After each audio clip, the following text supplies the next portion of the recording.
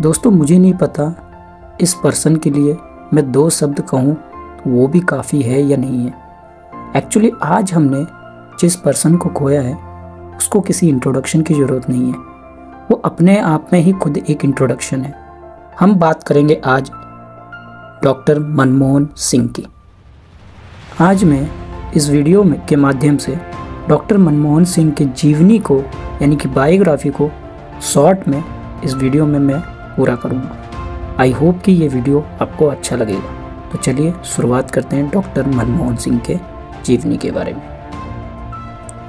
एक छोटे से गांव से लेकर भारत के प्रधानमंत्री बनने तक का सफ़र, एक ऐसा नेता जिसने भारत की आर्थिक दिशा को पूरी तरीके से बदल के रख दिया।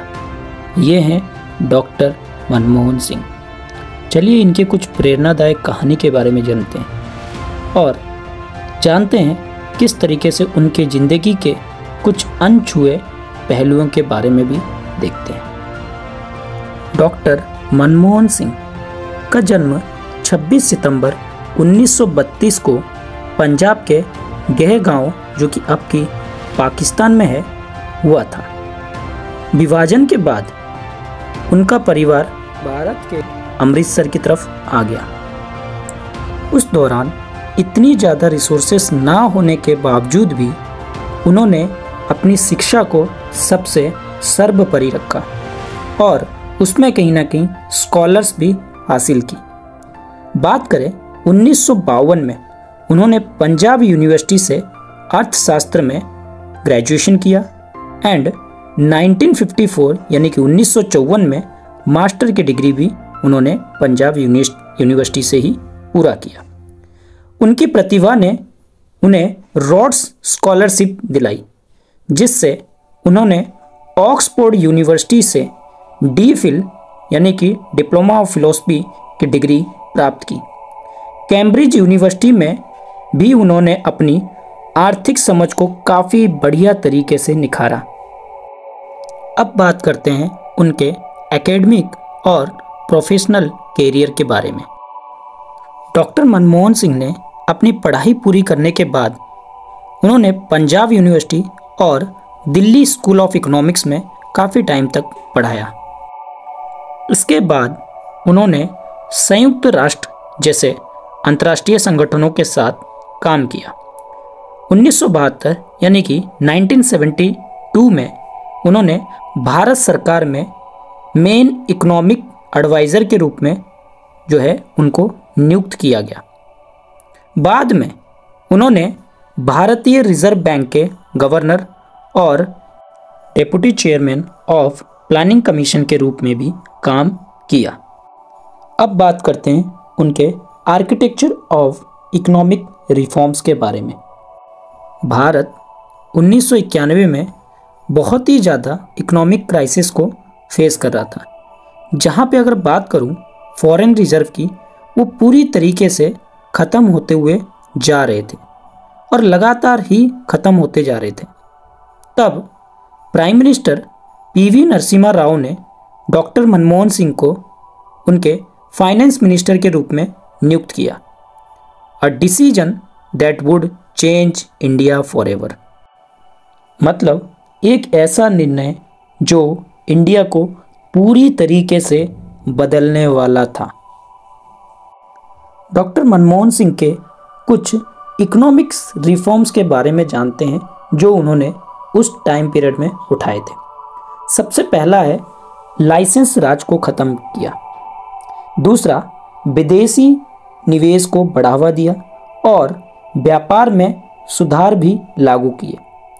इन सुधारों से केवल न भारत को संकट से उबारा बल्कि देश को आर्थिक विकास के रास्ते पर भी आगे बढ़ाया। संसद में उनके कुछ ऐतिहासिक शब्द भी थे। क्या था वो विचार, चलिए जानते हैं। उन्होंने कहा, एक विचार जिसे समय आ गया हो उसे कोई ताकत नहीं रोक सकती। ये शब्द या सेंटेंस इन्होंने ऐतिहासिक शब्द थे जो उन्होंने संसद के सामने रखे थे।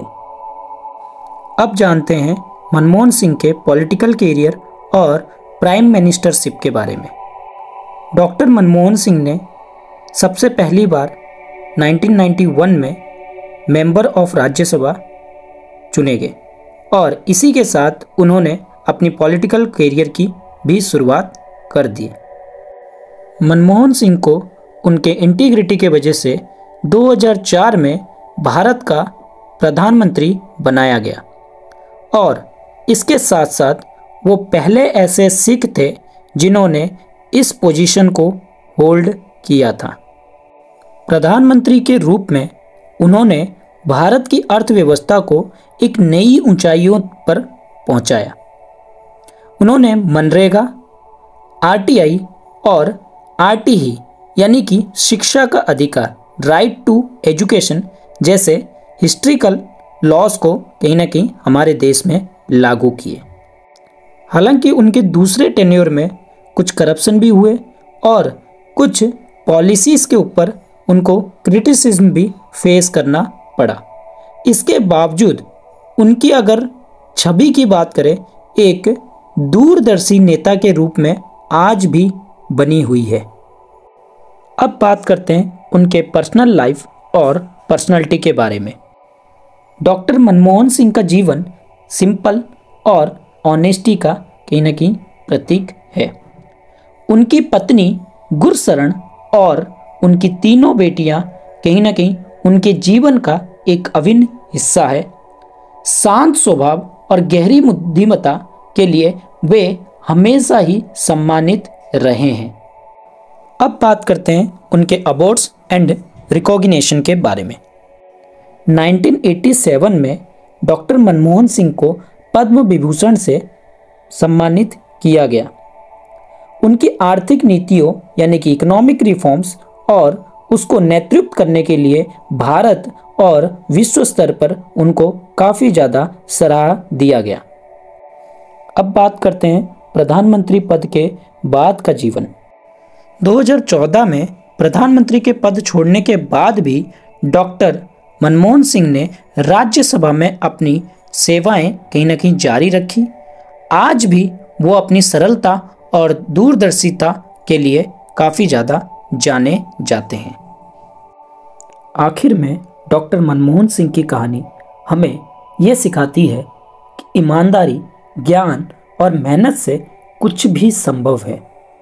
एक शिक्षक से लेकर प्रधानमंत्री बनने तक का उनका सफ़र हर भारतीयों को आज भी प्रेरित करता है और करता रहेगा। तो इसी के साथ मैं अपनी कहानी को समाप्त करना चाहता हूँ। आपको हमारी कहानी ये कैसी लगी कमेंट करके ज़रूर बताएं और हमारे चैनल को लाइक, शेयर और सब्सक्राइब करना ना भूलें। Thank you.